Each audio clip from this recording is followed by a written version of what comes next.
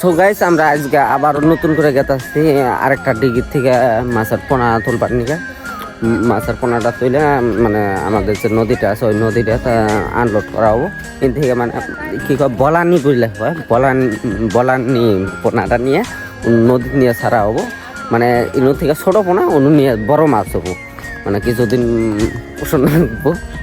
So দেখতে থাকেন, interesting হবো। ডাইরেক্ট আইসা গেলাম এই যে ডিগির পার। এই দেখেন এই জায়গাটাই বসে আছে যারা যারা মাছ মারবো। এই জায়গাটাই এখন ওই সারটা নেই, এই যে হাড়ি পাতিল, এই যে তারপর ওরা রেডি হইতেছে এই যে খাওয়া দাওয়ার জন্য। দেখেন কত সুন্দর দৃশ্য একটা, জাস্ট ওয়াও আর ওয়াও, মজা লাগে। কিন্তু এই গ্রাম অঞ্চলের মানে ভিউটা অ্যাকচুয়ালি শহরের মানুষ অতটাও বুঝবো না। তো গাইস আমার কথা কইতে প্রবলেম হয়ে যায়, বাড়া। তো তাই বলে ভিডিও বানান বাদ দিম না, कंटिन्यू बेटा। एक दिन नहीं हो जाएगा तो कोई फर्क नहीं पड़ेगा, पर एक दिन तो होगा ना, वही है मेरा दिन।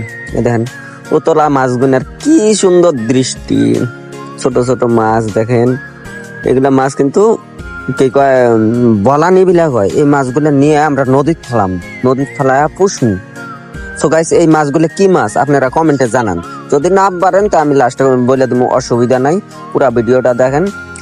ফাইনালি মাছটা পুরা কমপ্লিট করা শেষ, এখন মাছ মাপার পালা। কারণ ইন থেকে যে মাছটা নিতেছি এটা কিন্তু আরেকজনের মাছ। আমরা মাছটা নিয়ে হেরা আমাদের নদী যে আছে ওইটা ফালামু, তারপরে ওইখানে বড় হওয়ার পরে বেচমু।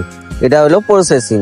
তারপরে দুই কাকা নিয়ে গেতে আছে, এটা নদীর কাকা। তারপরে মাছটা পানির মধ্যে ছাড়া হইলো। তো এই ব্লগটা এই পর্যন্তই। ব্লগটা কেমন লাগলো না লাগলো কমেন্টে অবশ্যই জানাবেন।